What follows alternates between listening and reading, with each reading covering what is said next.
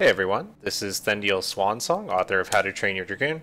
I just want to create a short video guide here walking you through the GCDs, the global cooldowns of the fundamental Dragoon rotation.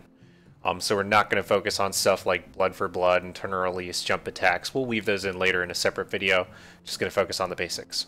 So you lead with heavy thrust, then you're going to go into your impulse drive, disembowel, chaos thrust rotation.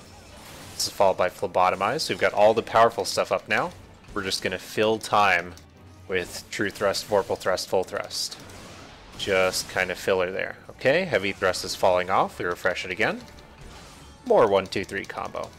And then you see phlebotomize is going to fall off, as are these two fellas, disembowel and chaos thrust. So we put them up again just as they're going down. We want maximum dot buff debuff uptime. That is the name of the game, and we get it from this approach.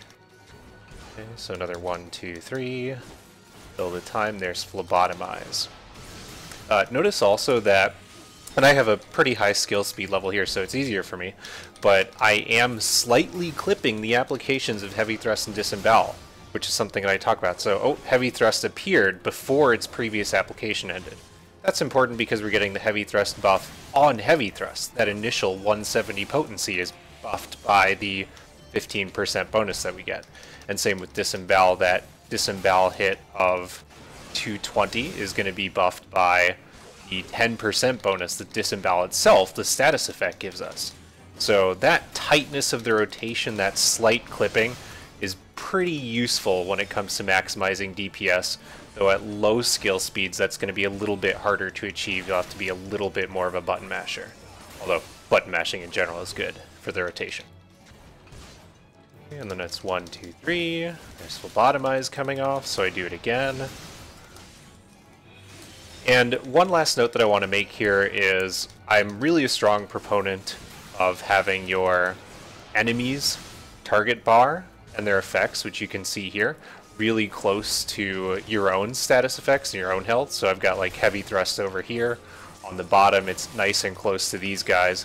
So that makes it much easier for me to maintain focus on the rotation, just kind of keeping my eyes in this area, whereas the default has the enemy's bar way on top. And so I'm kind of strafing my eyes back and forth if that's my setup, which I really personally don't like. I think it makes it much harder to get used to the rotation.